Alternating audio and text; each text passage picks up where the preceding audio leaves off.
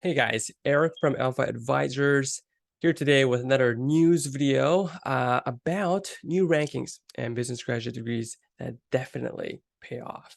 And so we're going to go through an article together, and then I'll make some commentary about it and talk a little bit about the landscape of the MBA world here in the US. And hopefully you can be educated in terms of what might be the business school that's going to be worth it for you in the long term. All right. So, as usual, like and subscribe to the channel. And let's get right into it, shall we? All right, so we're going to be looking at the article here from Points and Quants today, which was published in June 28th, not too long ago, by a Mark Ether. I think that's how I pronounce his name. All right, let's get right into it. So, business is the most popular major in the United States at both the undergraduate and collegiate levels, but does majoring in business pay off? The major question, right? So the major new report and ranking of schools suggests the answer in most cases is a resounding yes. In a study that is the first of its kind to focus on one major, the Georgetown Center of Education and the Workforce found that while graduates lost that there. Let's go right. There we go. Earnings in federal student loans debt vary by institution and degree level. The majority of business programs lead to median earnings that are about 10 times grads' debt payments 2 years after program completion. Where does the business master's pay off the most?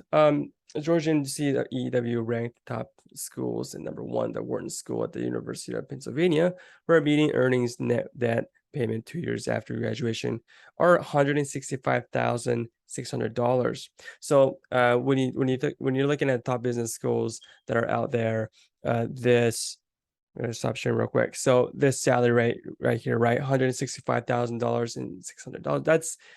That's basically that's the ballpark in terms of the salary that you'll get if you go to a top 5, top 10 ranking schools. All right. So let's get right back into the article. Rounding out the top 5 B schools are Dartmouth College Tuck School of Business at 162, MIT 159, Columbia at 157, and Stanford University at 156. So one interesting thing to note here is that even though on Zoom is a little weird. There we go. Even though on US News the rankings would say Stanford is number one, um, it doesn't mean that its salary is number one. So it depends on what you're trying to do with business school. If you want to go to the most highest paid, right, average in terms of payment salary, Wharton is the place to go. If you're looking to go to the most prestigious school that's recognized by almost every publication, perhaps Stanford is the way to go. So it just really it depends on the way you look at it. But honestly, at that level, every one of those schools that I mentioned, Tuck, Columbia, MIT, right, Stanford. I mean, Harvard's not even in there in terms of the name. They're all significantly good schools that obviously, as it could tell now, it's looking likely that it'll pay off well, right? So let's go back to the article real quick. So the figures in order of schools are slightly different, looking at only MBA graduates with Northwestern Kellogg School of Management, second after Wharton, and before Dartmouth at 168K in annual earnings net of debt payment. Okay, so top MBA programs for annual earnings 2 years later. This will be pretty interesting to see. So looking at the number one rank, right, Wharton monthly earnings net debt payment 141, monthly debt payment, annual earnings net of debt payment 169 200. So this is interesting to see. Let's go down. Kellogg, Tuck, Columbia. Okay, let's go down. What's the top 10 looking like? $133,000. Okay, interesting here. So you notice monthly debt payment right here. I wonder if it cites any statistics in terms of what that means. So let's look at the data here. Okay. Get a little more insight on that. No, it's just an Excel file that essentially stays the same. So in terms of the monthly debt payment, Cornell, Johnson, $1,330 with an income of 129. Yeah, I mean it's really the same in terms of debt payment. and in salary. It does obviously it does the once after top 10 and onwards, it does get a little bit lower, but the overall earnings net of that payment, it's pretty over $10,000. I say that's pretty good. That's really significant. But let's go ahead. Let's go ahead and dive into it more. So women masters holders make 23,000 less than men. Okay, perhaps a topic that should be dedicated into a single video. Let's go ahead and continue reading. Georgetown CEW Research and Policy Institute within Georgetown. Let's go ahead and zoom in here real quick. All right. McCurt School of Public Policy, known for its IRI rankings of college, based on its new report on data for thousands of U.S. schools for college scorecard. Most popular degree pays off, ranking the economic value of 5,500 business programs. More than 7,800 colleges finds that while the economic value of business programs is high, it lags the financial returns associated with health, engineering, and computer and information science programs. It's incredible when you think about the overall mass, right? 5,500 business programs, okay, with more than 1,700 colleges, which is a pretty big pool if you think about it. And I hope in this article it shows a little bit more about the cost. Well, let's go and keep reading it. So 2 years after graduation, CEW found associate's degree holders as in business have median annual earnings of $30,000. This is again associate's degrees, meaning it's your first 2 years of college or your undergraduate degree, while the financial returns from business degree rise to $43,200. So this is the average salary for someone that's fresh out of undergrad. Let's say after debt payments of bachelor's degree holders and $51,600 for master's degree holders. Now, this is an important one to know. So for master's degree, the average salary is $51,000. Interesting, because as you saw, MBAs, even top 15 is $120,000, $22,000. So that's an interesting number to compare there. Looking really likely that those schools are going to pay off. Strong financial returns are good news for the more than 700,000 graduates each year who pursue the most popular field of study for bachelor's and master's degree holders. Lead report author and Georgetown CEW Director Anthony P. Says this information will help prospective students and their families assess the value of various business programs. Completely agree with that. Because I mean, especially for master's degree, go ahead and stop sharing the screen. Especially for master's degree, you have to take into consideration the opportunity cost, right? If it's an MBA program, a traditional MBA program, let's say, is it going to be worth me quitting my job for the next 2 years and spend essentially a fortune and invest in yourself, right? Is it going to pay off, right? Incredibly important decision, and you have to make a proper assessment and proper research to make a decision. For whom are business degrees less lucrative? Women, who represent 43% of master's degree holders in business, but whose median earnings are roughly 22,000 less than men. See the table below. Okay. Let's see. This is for masters, I want to say. Okay, Georgetown University Center of Education and Workforce Analysis of Data for U.S. Department of Education. Interesting. Well, I think there's more to it than meets the eye. I wonder what the statistics will look like if it was a top 30 business programs, right?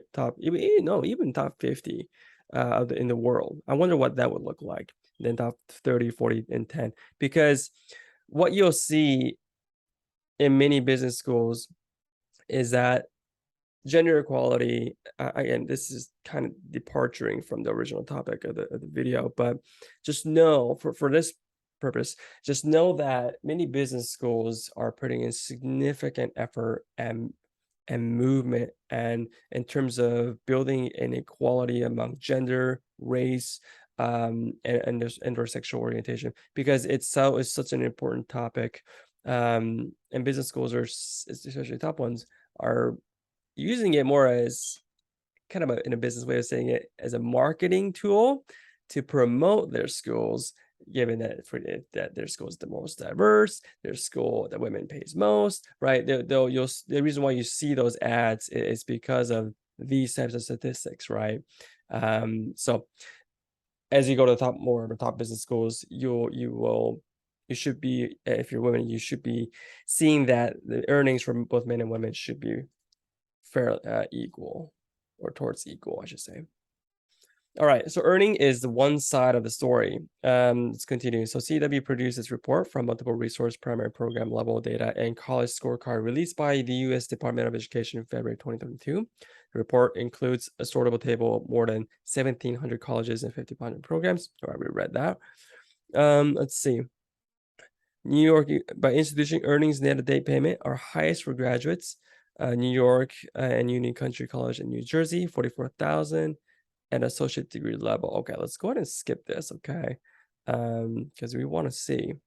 There's some race, Asian workers, highest median earnings. This is, again, I don't like how this article is written, because I guarantee you I have not read this, but if you include Asian, does it include people from India as well? Because there are many programmers and engineers from this background, from this pool of ethnic group, and they mainly work at tech companies. And so I wonder, it would be, I don't think this article shows it, but just based on looking at numerous placement reports of MBA business programs, where these people go after they graduate, you can see that their background has been in project management, or as an engineer, program engineer, software engineers.